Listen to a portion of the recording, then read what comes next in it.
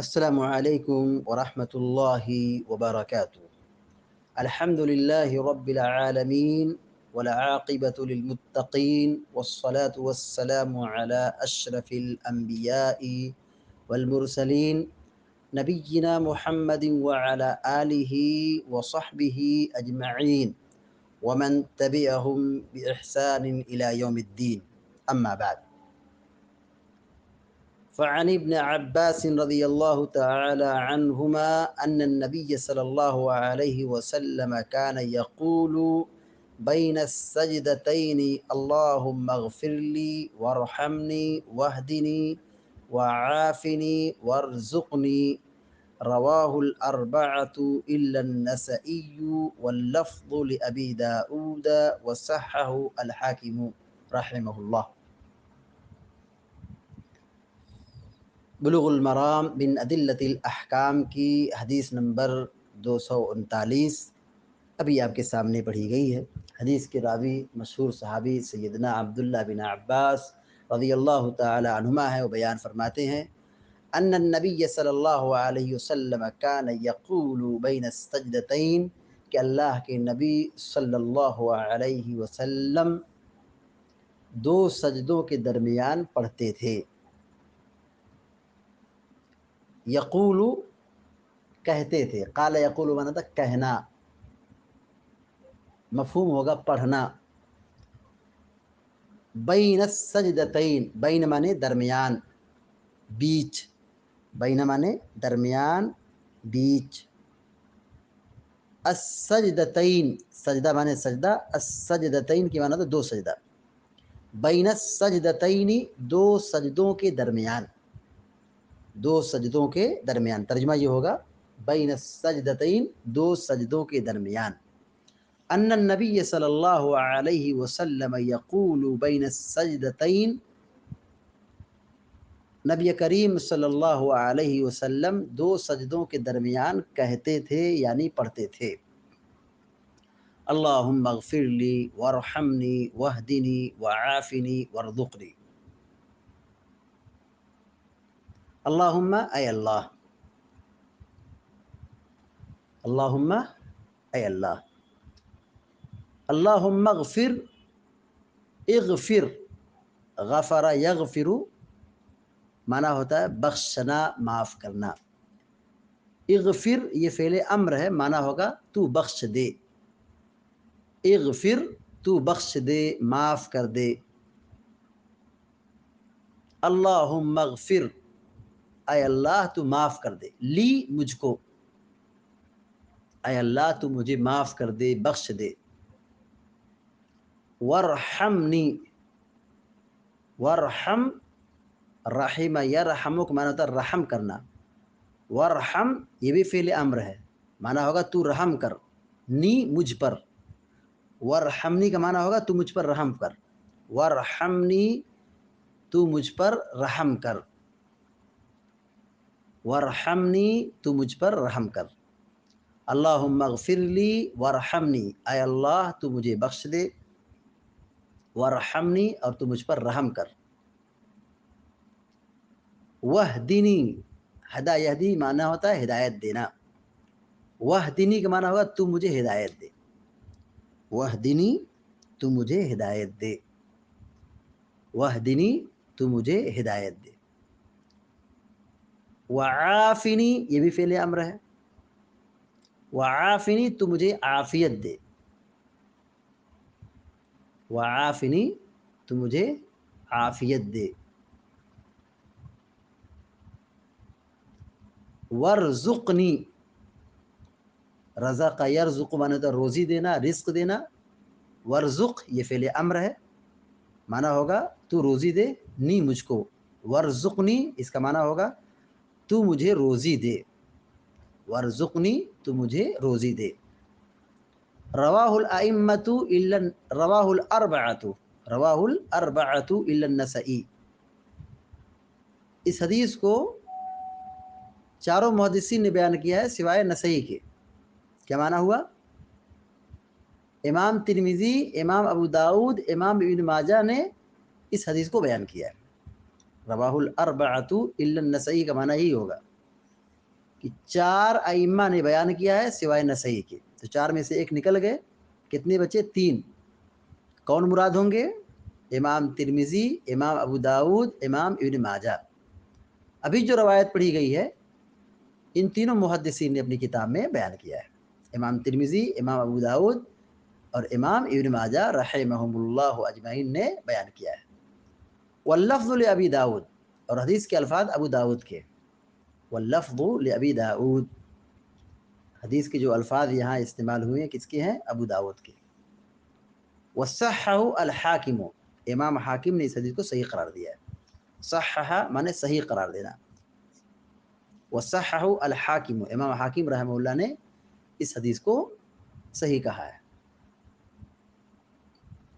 حدیث کا ترجمہ دیکھیے، وعن ابن عباس رضی اللہ تعالی عنہما، حضرت عبداللہ بن عباس رضی اللہ تعالی عنہ بیان فرماتے ہیں، ان النبی صلی اللہ علیہ وسلم کان یقول، کہ اللہ کے نبی صلی اللہ علیہ وسلم پڑھتے تھے، کہتے تھے، بین السجدتین، 2 سجدوں کے درمیان، پیارے نبی صلی اللہ علیہ وسلم 2 سجدوں کے درمیان پڑھتے تھے، کہتے تھے، اللہم اغفر لی وارحمنی واہدنی وعافنی وارزقنی، اللہم اغفر لی، اے اللہ تو مجھے بخش دے، مجھے معاف کر دے، ورحمنی، تو مجھ پر رحم فرما، وہدنی، تو مجھے ہدایت دے، وعافنی، تو مجھے سلامتی عطا کر، تو مجھے عافیت دے، ورزقنی، اور تو مجھے روزی دے۔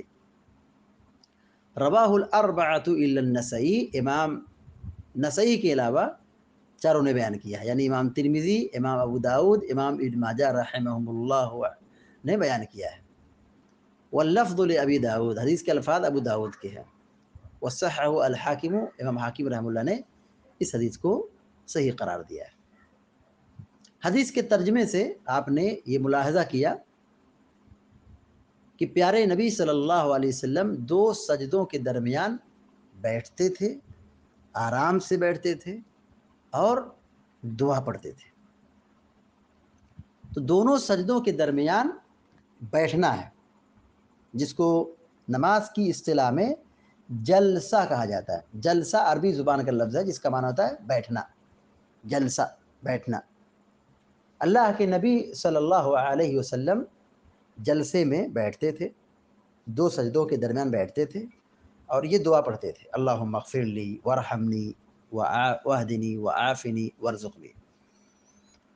اس حدیث میں 5 چیزوں کو مانگنے کا ذکر ہے، اللہ رب العالمین سے 5 چیزوں کا سوال اور طلب کا حکم ہے۔ 5 چیز بڑی اہم ہے، بڑی قیمتی ہے۔ کتنے محروم ہیں وہ لوگ جو 2 سجدوں کے درمیان کی اس دعا کو ہضم کر جاتے ہیں۔ آپ نے دیکھا ہوگا جن کے یہاں سنت کی اہمیت نہیں ہے، ان کے ہاں امام کی بات حرف اخیر مانی جاتی ہے، تقلیدی مزاج والے ہیں، تو وہ ہمارے بھائی نماز تو پڑھتے ہیں لیکن 2 سجدوں کے درمیان جو بیٹھنے کی جگہ ہے اور جو سنت سے ثابت ہے اور اس میں جامع دعا ہے، اس کو لوگ ہضم کر جاتے ہیں صرف مسلک کی حمایت میں۔ یہ تقلید کا پوائزن بڑا خطرناک ہے، یہ عصبیت اور جاہلیت کی طرف لے جاتا ہے، آدمی سنت کی اہمیت کو گھٹا دیتا ہے تقلید کی وجہ سے۔ حدیث میں بالکل صراحت کے ساتھ موجود ہے کہ اللہ کے نبی صلی اللہ علیہ وسلم 2 سجدوں کے درمیان بیٹھتے تھے اور دعا پڑھتے تھے، مختلف دعائیں۔ یہ 5 چیزیں اگر ہم اس کی گہرائی کو سمجھ جائیں کہ پیارے نبی صلی اللہ علیہ وسلم دعا کرتے تھے اور 5 چیزوں کا سوال کرتے تھے۔ کیا ہے 5 چیزیں؟ نمبر 1، اللہم اغفر لی، اے اللہ تو مجھ کو بخش دے۔ پہلی چیز، بندہ خطا کار ہے، گناہ گار ہے، انسان ہے، غلطی کرے گا، گناہ کرے گا، نماز میں دعا کر رہا ہے، اللہم اغفر لی۔ نبی علیہ السلام نے کیا سکھایا؟ ہم دعا کریں جلسے میں، اللہم اغفر لی، نمبر 1، اے اللہ تو مجھ کو معاف کر دے۔ نمبر 2، ورحمنی، تو مجھ پر رحم فرما۔ نمبر 3، وہدنی، تو مجھے ہدایت دے، ہدایت کی ضرورت سب سے زیادہ ہے۔ نمبر 4، وعافنی، مجھے عافیت دے، ورزقنی، تو مجھے روزی دے۔ انسان روزی روٹی کے لیے کتنا پریشان ہوتا ہے، بندہ ہر نماز کی ہر رکعت میں مانگ رہا ہے تو مجھے روزی دے روزی دے، پھر کیا ٹینشن ہے؟ اللہ تو مجھے روزی دے، رزق دے۔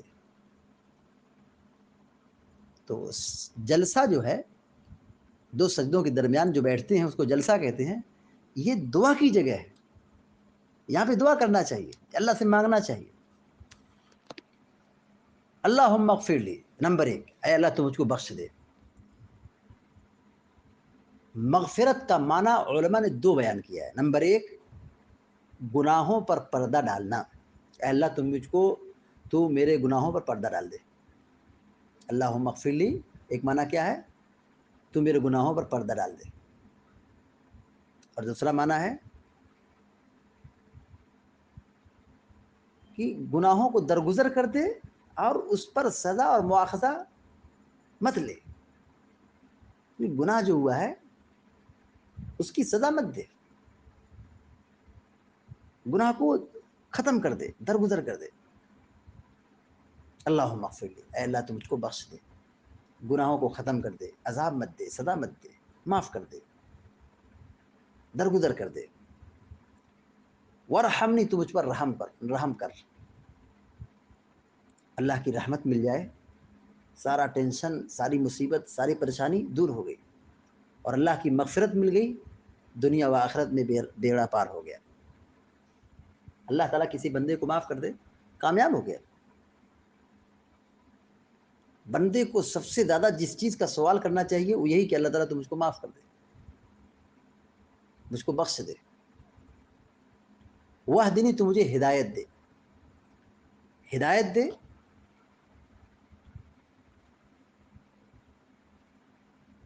ایک ہے جانکاری، علم، ارشاد، معلومات، اور دوسرا ہے توفیق۔ یہاں دونوں مراد ہے۔ تو مجھے ہدایت دے یعنی علم دے اور سیدھے راستے پر چلا، علم دے اور عمل کی توفیق دے، یہ ہے ہدایت۔ وعافنی، اور تو مجھ کو عافیت دے۔ عافیت ہے کیا؟ سلامتی۔ عافیت کیا ہے؟ سلامتی۔ جسمانی اعتبار سے سلامتی، یعنی جسم کیا ہو؟ بیماریوں سے پاک صاف ہو، صحت کی نعمت سے ہم مالا مال ہوں۔ باطنی اعتبار سے بھی ہم کیا ہوں؟ فٹ ہوں، گناہوں سے پاک صاف ہوں، دل صاف ہو۔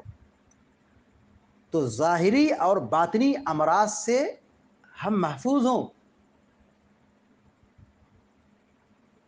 دل کی بیماری اور بدن کی بیماری، بیماری کی 2 قسمیں ہوتی ہے۔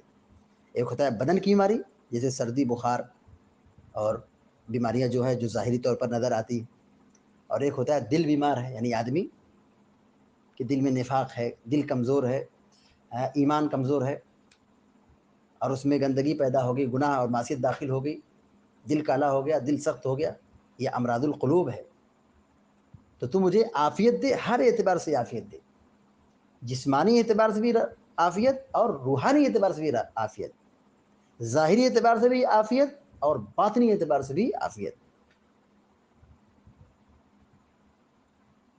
ورزقنی، اور مجھے روزی دے، رزق، روزی دے، رزق بہت وسیع ہے۔ صرف ایسا نہیں کہ رزق ہی صرف مال روپیہ پیسہ، کھانا پینا کپڑا، یہی روزی نہیں ہے۔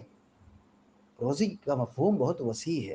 تو مجھے روزی دے، مجھے رزق دے، اس میں علم بھی ہے، اس میں اولاد بھی ہے، نکاح بھی ہے، اچھے اخلاق بھی ہیں، اچھے اعمال بھی ہیں، مال و دولت بھی ہے۔ تو مجھ کو روزی دے، تمام چیز جو انسانی ضروریات ہے اور زندگی کے جو تقاضے ہیں وہ سب اس میں شامل ہو گئے۔ اتنی جامع ترین دعا، اگر ہم اس کی گہرائی اور اس کے مفہوم کو سمجھ جائیں وہ اللہ کبھی اس کو چھوڑیں گے نہیں۔ 5 چیزوں کا اللہ کے نبی علیہ السلام مطالبہ کرتے تھے، مانگتے تھے۔ اللہم اغفر لی، ورحمنی، واہدنی، وعافنی، ورزقنی۔ یہ دعا ہے۔ اسی مفہوم کی اور بھی دعائیں ہیں جو مختلف طرق سے اور مختلف سندوں سے موجود ہیں، جیسے ابو داؤد کے اندر، ترمذی کے اندر اور ابن ماجہ کے اندر حدیث کے الفاظ میں تھوڑا فرق ہے، اس میں کیا ہے، تھوڑا سا فرق ہے. کیا فرق ہے؟ جیسے مثال کے طور پر ابن ماجہ کی روایت میں کیا ہے، ورفعنی ہے، ورفعنی یہ لفظ کیا ہے، اضافہ ہے. اور سنن ترمذی کی روایت میں کیا ہے، وجبرنی، یہ آپ کو ملے گا. ابو داؤد کی روایت میں حدیث کیسی ہے، دعا کیسی ہے، اللہم اغفر لی ورحمنی وعافنی واہدنی وارزقنی. اس میں کیا ہے، 4 چیزوں کا ذکر ہے. ابو داؤد کی روایت میں 4 چیزوں کا ذکر ہے، اللہم اغفر لی ورحمنی، نہیں 5 چیزوں کا ہے، اللہم اغفر لی ورحمنی وعافنی واہدنی وارزقنی، 5 چیزوں کا ذکر ہے. لیکن یہاں حافظ ابن حجر الاسقلانی رحمہ اللہ سے تھوڑا سا سہو ہو گیا ہے. واللفظ لابی داؤد، کہتے ہیں کہ یہ الفاظ کس کے ہیں، ابو داؤد کے. حافظ ابن حجر الاسقلانی رحمہ اللہ سے یہاں پہ کیا ہو گیا ہے، تھوڑا سا وہم ہو گیا ہے، بھول ہو گئی ہے. ابو داؤد کے اندر جو لفظ ہے وہ اس طرح ہے، اللہم اغفر لی ورحمنی، کیا ہے، اللہم اغفر لی ورحمنی وعافنی،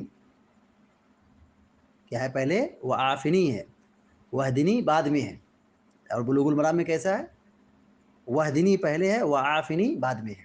تو ابو داؤد کے اندر جو لفظ ہے، جو حدیث کے جو الفاظ ہیں، کلمات ہیں، اس میں کیا ہے، پہلے وعافنی ہے. تو حافظ ابن حجر الاسقلانی نے یہ کہا کہ وہ لفظ لابی داؤد، حدیث کے الفاظ کس کے ہیں، ابو داؤد کے ہیں، ایسا نہیں ہے. ابو داؤد کی روایت میں جو سند ہے، جو لفظ ہے، کلمہ ہے، اللہم اغفر لی ورحمنی وعافنی واہدنی وارزقنی، اس طرح ہے. وصححہ الحاکم، امام حاکم رحمہ اللہ نے اس حدیث کو صحیح قرار دیا ہے. البتہ اس حدیث پر علماء نے کلام کیا ہے. بعض فقہاء، بعض محدثین نے اس حدیث کو ضعیف قرار دیا ہے، کیونکہ یہ کیا ہے، سند کے اعتبار سے کمزور ہے، مقطوع ہے. لیکن شیخ البانی رحمہ اللہ نے اس کو حسن قرار دیا ہے، اور دیگر اہل علم نے اس حدیث کو صحیح قرار دیا ہے. تو یہ دعا پڑھ سکتے ہیں. جلسے کے اندر مختلف دعائیں ہیں، مشہور تو یہی جو آپ کے سامنے حدیث گزری ہے، اللہم اغفر لی ورحمنی واہدنی وعافنی وارزقنی، یہ مشہور دعا ہے. اس کے علاوہ رب اغفر لی، یہ بھی حدیث سے ثابت ہے، رب اغفر لی، رب اغفر لی، اے میرے رب تو مجھ کو بخش دے، اے میرے رب تو مجھ کو بخش دے. یہ دعا بھی پڑھ سکتے ہیں، یہ آسان دعا ہے اور یہ چھوٹی دعا ہے، رب اغفر لی، رب اغفر لی، اے میرے رب تو مجھ کو بخش دے، معاف کر دے. اس حدیث سے جو بات معلوم ہے، نمبر 1، 2 سجدوں کے درمیان اطمینان اور سکون سے بیٹھنا چاہیے. 2 سجدوں کے درمیان اطمینان اور سکون سے بیٹھنا چاہیے. ایسا نہ ہو کہ ایک سجدہ کیے پھر بیٹھے پھر سجدہ کیے، ایسا نہیں. سجدہ کریں، پھر اٹھیں، بیٹھیں آرام سے، پھر دعا پڑھیں، دعا پڑھ کر کے پھر سجدہ کریں. یہ ہے اطمینان اور اعتدال، جلد بازی نہیں. اطمینان مطلوب ہے، اعتدال مطلوب ہے نماز میں. تو پہلی بات یہ معلوم ہوئی کہ 2 سجدوں کے درمیان اطمینان سے اور اعتدال سے بیٹھنا ہے. دوسری بات یہ معلوم ہوئی کہ 2 سجدوں کے درمیان اللہم اغفر لی ورحمنی واہدنی وعافنی وارزقنی، اس دعا کو پڑھنا چاہیے. اس دعا کو پڑھنا چاہیے، 2 سجدوں کے درمیان اس دعا کو پڑھنا چاہیے. تیسری بات یہ معلوم ہوئی کہ نماز میں دعا کا ثبوت، نماز میں دعا کرنا چاہیے. کہاں کہاں دعا کر سکتے ہیں؟ جیسے 2 سجدوں کے درمیان دعا ہے، سجدے میں دعا ہے، تشہد کے اخیر میں دعا ہے. تو نماز میں دعا کرنا چاہیے. چوتھی بات یہ معلوم ہے کہ اللہ سے مانگنا چاہیے، اللہ سے طلب کرنا چاہیے. دعا صرف اللہ سے کرنا چاہیے. اللہ تعالیٰ سے دعا ہے کہ اللہ تعالیٰ ہم سب کو علم نافع اور عمل صالح کی توفیق عطا فرمائے، آمین یا رب العالمین. وصلی اللہ علی نبینا محمد وسلم تسلیما کثیرا. السلام علیکم و رحمۃ اللہ وبرکاتہ.